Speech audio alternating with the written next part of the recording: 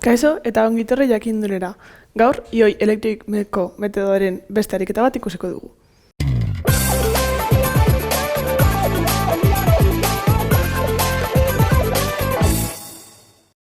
Kasu honetan, erreakzioa hau da. Ikusi aldo zuenez, ez dago azidorik, orduan hau eremu basikoan gaudela badakigu.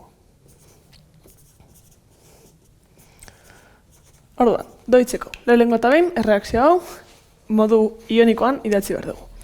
Orduan, daukagu, kromoa, gehi sulfato ioia, gehi potasio ioia, gehi klorato ioia, gehi potasio ioia berriro ere, hidroxido ioia, potasio berriro ere, kromato ioia,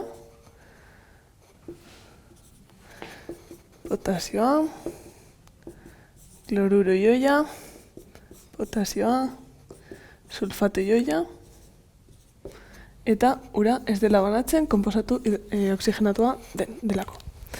Eta orain, oksidazio zenbakiak idatziko ditugu. Kasu hau oso erraz, gehi hiru, oxigenoa beti -2, lau aldiz -8, -2 izan behar denez karga orokorra, +6 azufrea, hemen +1, oxigenoa -2, bider hiru -6, -1 izan behar denez kloraren karga, +5 izan behar da. Hau, +1, hemen hidrogenoa, oxigenoa -2, +1, +1, oxigenoa berriro ere, -2, bider lau, -8, -2 da geltzeko gehi 6, +1, -1, +1, -2, egin dugu, +6, eta -2, +1. Orduan orain, idatziko ditugu zer konposatu oksidatzen diren eta zer konposatu erreduzitzen diren. Alde batetik, kromoa gehi hirutik gehi 6ra doa. Orduan hau, oksidazio zenbakia handitzen denez, oksidatzen dago. Eta beste aldetik, kloroa +5etik -1era joaten da. Orduan hau, erreduzitzen da.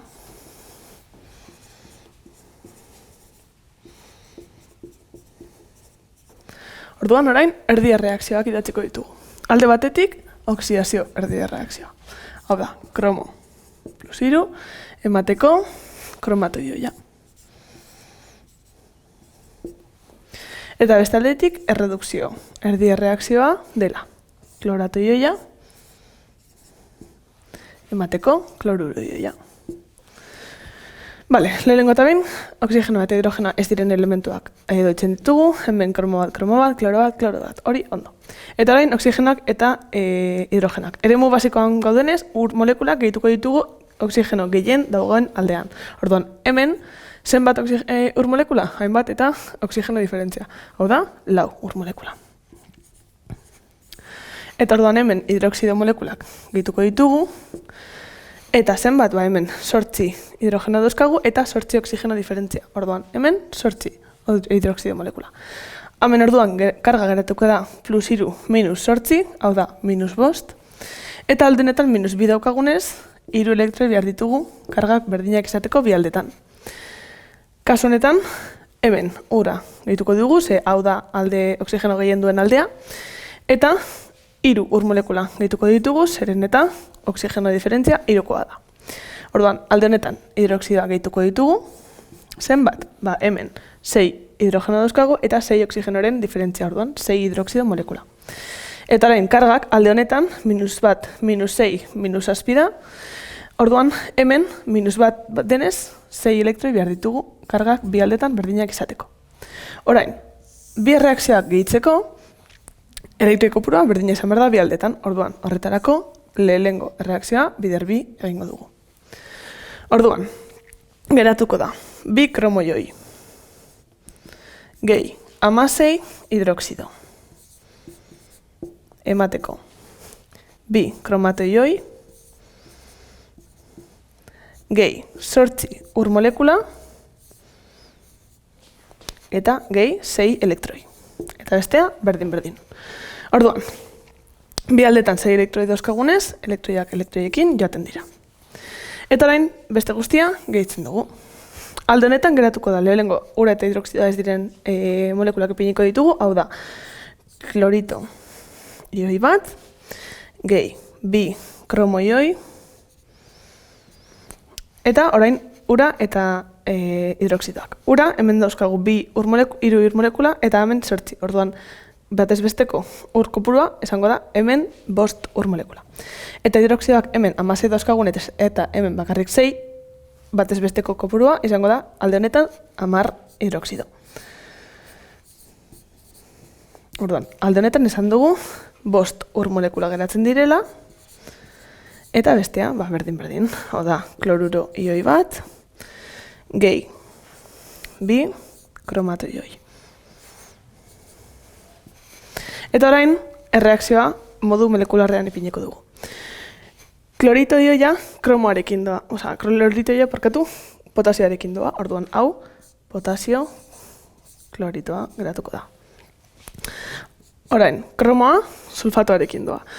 Konturatzen bazarete bi kromo ioi behar ditugu, baina kromo sulfato molekula bakoitzeko bi kromo molekula daude. Orduan, molekula bakar batekin ja betetzen dugu bi kromo molekula daudela. Orduan, bakarrik sulfato kromiko molekula bat behar dugu, ze hemen ja bi kromo molekula daude. Hidroksidoa, alde honetan, potasioarekin doa berriro ere, horrela, 10 potasio hidroksido, 5 ur molekula, kloroa potasioarekin doa, orduan, gehi potasio kloruro bat, eta kromatoa hemen ere potasioarekin doa. Bi behar dugunez, bi molekula. Bi potasio kromiko. Eta, orain ja, konturatzen bazarete, hemen sulfato ioi bat daukagu, eta alde honetan daukagu. Molekula hau ez dugulako gehitu. Orduan, begiratuko dugu zenbat potasio behar dugun alde honetan eta alde bestean, eta ikusiko dugu zenbat sulfato potasiko ipini behar ditugu. Orduan, potasioa daukagu hemen bat, gehi 10, 11. Eta alde honetan daukagu bat, gehi 4, 5. Orduan, hemen 6 molekula. Honetako molekula behar ditugu. Hiru bakarrik, hiru bider bi, 6 molekula. Eta horrela ere, hemen 3 sulfato molekula daude, eta alde honetan ere 3 sulfato molekula. Beste guztia ja doituta dago, ze ja egin dugu lehen doiketa, orduan erreakzioa horrelakoa geratuko da. Eskerrik asko ikusteagatik eta gogoratu sare sozialetan eta webgunean jarraitu jakindun.